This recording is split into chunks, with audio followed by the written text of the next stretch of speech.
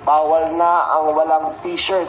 Sa utos ni Remulla na bawal na maghubad, isang platon ng mga kapulisan at may kasama pang mga opisyal ng barangay naghahanap ng walang suot pang itaas. Ito, natikita na nga ang isang naghahalo lang ng semento. Sobrang init din kasi. More on police lamang po yung umiikot para sa mga local ordinances. Ngayon po sila po ay obligado na sumama dahil yan po ay utos ng SILG at sila po ay kasama po at under po sila ng DILG. Katulad po ng ibang operations na ginagawa natin para ma-ensure yung transparency at wala pong abuse na ginagawa yung ating mga kapulisan, lahat po sila ay equipped ng body-worn cameras. So,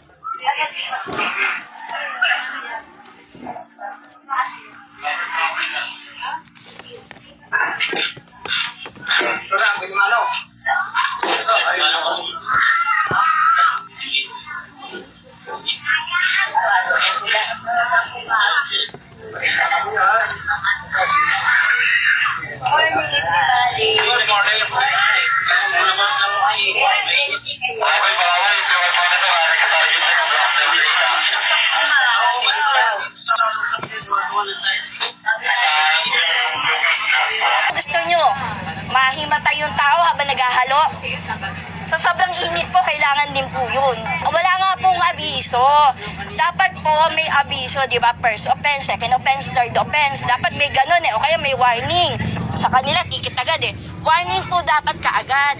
Dapat nagpapabiso sila. O, bawal din sa mga iskinitan nyo na maghubad. Is Malacanang still supportive of this national policy? Unang-una po, ito naman matagal na mga ordinansa. Pinapatupad lamang po ng DILG. So ang pagdidisiplina sa mga kabataan, nakita po natin sa mga news na yung mismong nanay ang nagrereklamo na ang mga anak nilang minor de edad ay hindi nila mapauwi at matigas ang ulo. Hindi po naman ibig sabihin ng pagdidisiplina sa mga kabataan para mas maging safe sila at protected ay anti-poor na. Hindi po lahat ng pagdidisiplina ay sasabihing anti-poor. Ito po ay para sa protection ng bawat Pilipino. Last na lang po.